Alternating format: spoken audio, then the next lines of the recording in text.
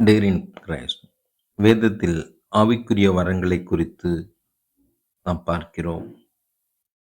ஏன் நாம் ஆவிக்குரிய வரங்களை பெற்றுக்கொள்ள வேண்டும் என்று வேதம் சொல்கிறது என்றால், சபை பக்தி விருத்தி அடைய வேண்டும் என்கிற ஒரே நோக்கத்தோடு கூட கர்த்தர் ஆவிக்குரிய வரங்களை கொடுக்கிறார். சபையில் இருக்கிற ஜனங்கள் உருவாக்கப்பட வேண்டும்.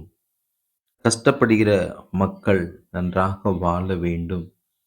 தேவனின் அன்பை உணர்ந்து கொள்ள வேண்டும் என்கிற ஒரே நோக்கத்தோடு கூட தான் ஆவிக்குரிய வரங்களை குறித்து கர்த்தர் பேசிக் கொண்டிருக்கிறார்.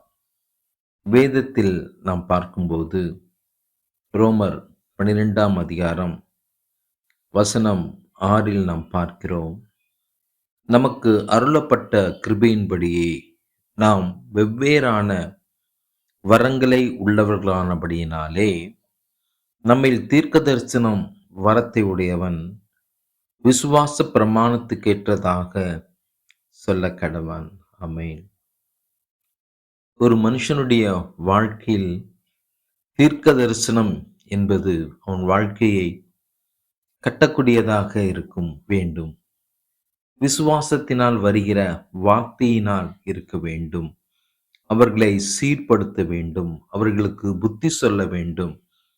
அவர்களுக்கு பக்தி விருத்திக்கு ஏதுவான ஒரு தீர்க்க தரிசன ஊழியத்தை செய்யுங்கள் என்று கர்த்தர் வாக்கு பண்ணுகிறார்.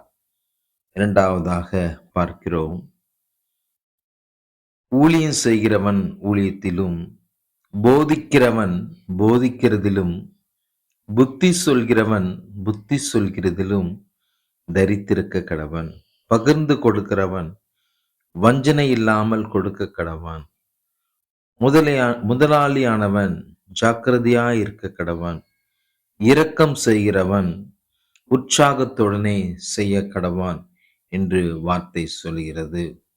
தெய்வ ஊழியத்தை செய்கிறவர்கள் கண்ணும் கருத்துமாக கர்த்தர் கொடுத்திருக்கிற ஊழியத்தில் நாம் உறுதியாய் அழைப்பில் நின்று செய்ய வேண்டும். அதே போல போதிக்கிறவர்கள் கர்த்தருடைய வார்த்தையை உண்மையும் உத்தமமாய் போதிக்க வேண்டும். இதெல்லாம் வரங்களை குறித்து கர்த்தர் பேசிக் கொண்டிருக்கிறார். புத்தி சொல்கிறவர்கள், ஆலோசனை சொல்கிறவர்கள், புத்தி சொல்கிற காரியத்தில் இன்னும் அதிகமாய் தேவனிடத்தில் கிருபையாய் பெற்றுக்கொண்டு மற்ற மக்களுக்கு தகுந்த புத்தியை ஆலோசனைகளை கூறி கிறிஸ்துவுக்குள் அவர்களை வழிநடத்துகிறவர்களாய் இருக்க வேண்டும். அதே போல பகிர்ந்து கொடுக்கிறவர்கள், நேயருக்கு உதவி செய்கிறவர்கள், எல்லாருக்கும் எல்லா இரக்கத்தையும் எல்லா இருதயத்தையும் கர்த்தர் கொடுத்து விடுவதில்லை. ஒவ்வொருத்தருக்கும் ஒரு இருதயத்தை கர்த்தர் வைத்திருக்கிறார், ஒரு வாஞ்சியை வைத்திருக்கிறார். அந்த வாஞ்சியின்படிதான் அவர்கள் செய்ய முடியும்.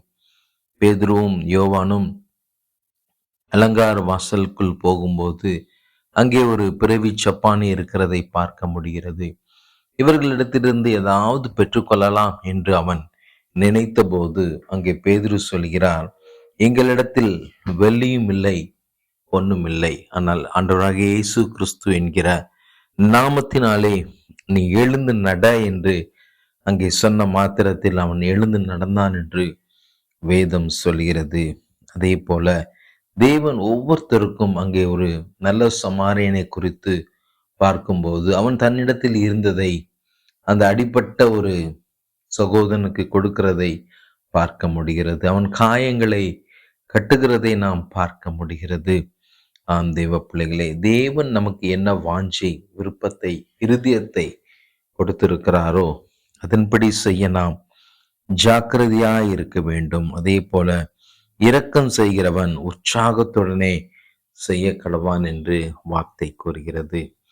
இந்த 6 காரியங்களை மனதில் வைத்து கர்த்தர் என்னோடு கூட பேசிக் கொண்டிருக்கிறார். நிச்சயமாக இந்த 6 காரியத்தில் நான் தரித்திருக்கிறவனாய் உறுதியாய் இருக்கிறவனாய் இருப்பேன் என்ற தீர்மானத்தோடு கூட நீங்கள் இருப்பீர்களானால் இந்த ஆவிக்குரிய வரங்கள் உங்கள் வாழ்க்கையில் செயல்படும். ப்ராஃபட்டிக் கிஃப்ட் உங்களுக்குள் செயல்படும். டீச்சிங் கிஃப்ட் உங்களுக்குள்ள செயல்படும். ஊழிய வரங்கள் உங்களுக்குள்ளார செயல்படும். mercy, கிருபை உள்ள ஒரு இருதயம் உங்களுக்குள் செயல்படும். லீடிங், அநேகரை வழி நடத்துகிற கிருபை உங்களுக்குள் செயல்படும். மற்றவர்களுக்கு உதவி செய்கிற சர்வீஸ் இருதயம், மனப்பான்மை உள்ள இருதயம் உங்களுக்குள் செயல்படும். இன்னைக்கு எத்தனையோ பேர் உதவி தன்னலம் தன்னார்வலர்களாய் ஊழியம் செய்து கொண்டே இருக்கிறார்கள். விதவைகளுக்கும் கஷ்டப்பட்டவர்களுக்கும் நலுவடைந்தவர்களையும் போஷிக்கிற ஒரு இருதயத்தை கர்த்தர் அவர்களுக்கு கொடுத்து அவர்களுடைய தேவைகளை, அவர்களுக்கு சின்ன சின்ன உதவிகளை செய்து கொண்டிருக்கிறார்கள். எண்ணற்ற தொண்டு நிறுவனங்கள் தங்களுடைய ஊழியங்களை செய்து கொண்டிருக்கிறார்கள்.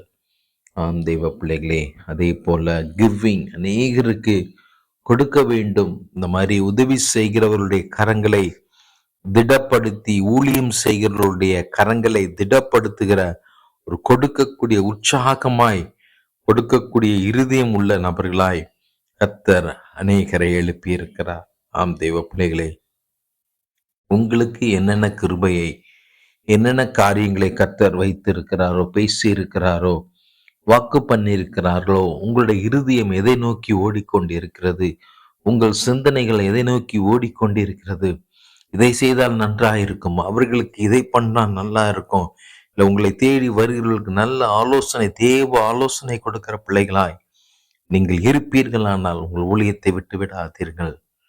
நல்ல ஊழியம் செய்யுங்க. அநேகருக்கு சபையின் பக்தி விருத்திக்கு ஏதுவாக கர்த்தர் 1 கொரிந்தியர் 12:8-11 வரை உள்ள வசனங்கள் சொல்கிறது.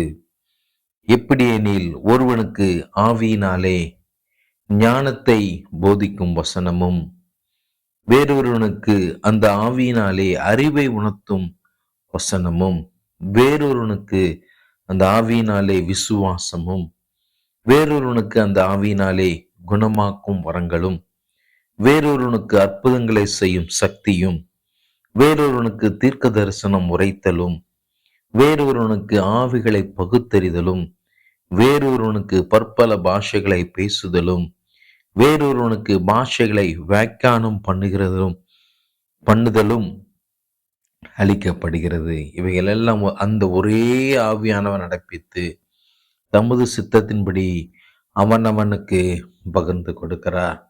ஆமேன். ரிபா சாந்தா ரியாங்கராபா ரிமாதியந்தரா ஷதூரியாந்தரபா.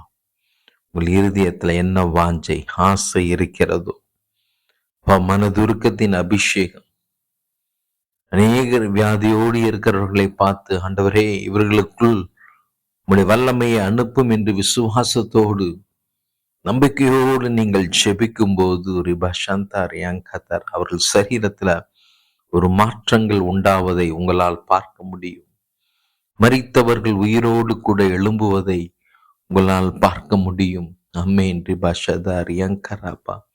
அதே போல ஆவியில பலவீனத்தோடு சோர்வோடு கூட என்ன செய்ய போகிறோம், வாழ்வா சாவா, வாழ முடியுமா வாழ முடியாதா, பல 100 கேள்விகளோடு கூட உங்களுக்கு முன்பாக வருகிறவர்களுக்கு கர்த்தர் உங்க மூலியமாய் கொடுக்கிற ஆலோசனைகள், தீர்க்க தரிசன வார்த்தைகள், ஞானங்களை போதிக்கும் வார்த்தைகள், ஆவிகளை பகுத்தறிகிற அபிஷேகம், அதே போல ஞானத்தை கொடுக்கும், ஞானத்தை போதிக்கும் வசனம் உங்கள் மூலியமாய் செயல்படும் போது அவர்கள் ஒரு தெளிந்த புத்தியோடு கூட செல்ல, வாழ கர்த்தர் உதவி செய்வார். அதுதான் வேதம் சொல்லுது. ஏற்ற சமயத்தில் கொடுக்கப்படும், சொல்லப்படும் வார்த்தையானது வெள்ளித்தட்டில் வைக்கப்பட்ட பொற்பழங்களுக்கு சமானமாயிருக்கிறது. அவ்வளவு வேல்யூ. நீங்கள் பேசுகிற ஒவ்வொரு தேவ வார்த்தையும் ஒவ்வொரு மனிதனையும் அது உயிர்ப்பிக்கும். அம்பேன்றி பஷதா ரியாங்கதரா. ஆவிக்குரிய வரங்கள் 9 கேளுங்க, ஆண்டவர்கிட்ட பெற்றுக்கொள்ளுங்கள். ஆண்டவரே என்னை இப்படி நீங்க வழி நடத்துங்க, ஆண்டவரே இந்த ஊழியத்தை செய்ய என்னை இன்னும் அதிகமாக உற்சாகப்படுத்துங்க. ஆவிக்குரிய வரங்கள் செயல்படும் போது அதை தடுப்பதற்காக பிசாசு எத்தனையோ காரியங்களை செய்வான். எதை கண்டும் நீங்கள் சோர்ந்து போக வேண்டாம். ஊழியத்தை நிப்பாட்ட வேண்டாம். யார் என்ன நினைப்பார்களோ என்று பயப்பட வேண்டாம். பேசுகிறவர் ஆவியானவர், செயல்படுகிறவர் ஆவியானவர். அந்த ஆவியானவரே உங்களோடு கூட பேசிக் கொண்டிருக்கிறார். எதை குறித்தும் நீ கலங்க வேண்டாம். உனக்கு கொடுக்கப்பட்ட ஊழியத்தில், அழைப்பில் நீங்கள் தரித்திருக்கிறவர்களாய் நன்றிப்பா. இன்னைக்கு எண்ணற்ற ஜனங்கள் அழைந்து தெரிந்து கொண்டிருக்கிறார்கள். எண்ணற்ற கேள்விகளோடு வாழ்க்கையில் போராட்டத்தோடு வாழ்ந்து கொண்டிருக்கிறார்கள். அவர்களுக்கு வார்த்தை என்கிற அற்புதத்தை செய்யும்போது அவர்கள் உயிர் பிழைக்கிறார்கள்.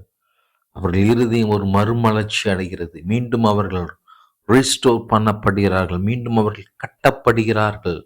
ஆம் தேவ பிள்ளைகளே, உங்க மேல இருக்கிற அபிஷேகத்தை நீங்கள் உணர்ந்து கொள்ளுங்கள். உங்க மேல வைக்கப்பட்ட வல்லமைகளை நீங்கள் உணர்ந்து கொள்ளுங்கள். இதை கேட்டுக்கொண்டு இருக்கிற தேவ பிள்ளையே, கர்த்தர் உங்களை குறித்து வைத்திருக்கிற நோக்கம், திட்டங்களை நீங்கள் உணர்ந்து கொள்ளுங்கள்.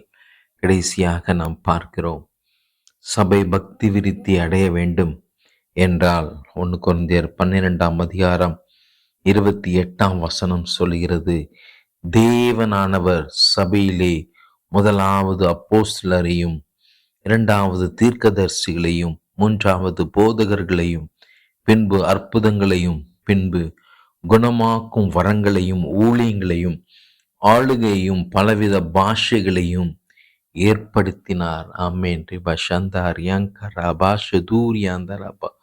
ஒவ்வொரு ஊழியக்காரர்களையும் கர்த்தர் உருவாக்குகிறார். காரணம், தான் இரத்தம் சிந்தி சம்பாதித்த சபையை பாதுகாக்க வேண்டும். அவர்களுக்கு நல் வார்த்தைகளை கொடுக்க வேண்டும். அவர்களுக்கு தேவனுக்கு முன்பாக மாசற்றவர்களாக நிற்பதற்கு தகுதி உள்ளவர்களாய் மாற்ற வேண்டும் என்று அவர் 5 வகையான ஊழியங்களை கர்த்தர் சபையில் வைத்திருக்கிறார். இந்த வரங்களை எல்லாம் நீங்கள் கேட்டு பெற்றுக்கொள்ளுங்கள். எல்லாருக்கும் எல்லாம் கிடைக்குமானா, தாகம் உள்ளவன் மேல் தண்ணீரை கர்த்தர் ஊற்றுவார். எந்த நோக்கம், சிறு பிள்ளையில சொல்லுவோம், உங்க பிள்ளை எதுல இன்ட்ரெஸ்ட் அதிகமா இருக்குதோ அதுல நீங்க அவனை கான்சென்ட்ரேட் பண்ணுங்க. அதை தான் நானும் சொல்லுகிறேன். உங்களுக்கு எதுல ஆவியானவர் உங்களை கைட் பண்ணுகிறாரோ, உங்களை வழி நடத்துகிறாரோ, அந்த பாதையை நீங்கள் செலக்ட் பண்ணி கொள்ளுங்கள்.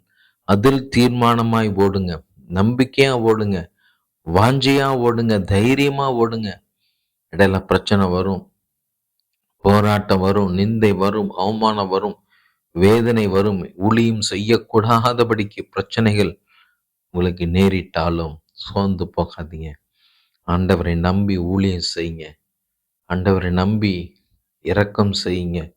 பகிர்ந்து கொள்ளுங்க. அநேகரை கிறிஸ்துவுக்குள் வழி நடத்துகிற இந்த கிருபைகளை பெற்று தேவனுக்கென்று வைராக்கியமாய் வாழும்போது கர்த்தர் உங்களையும் உங்கள் குடும்பங்களையும் உங்கள் சந்ததியும் கர்த்தர் ஆசீர்வதிப்பார்.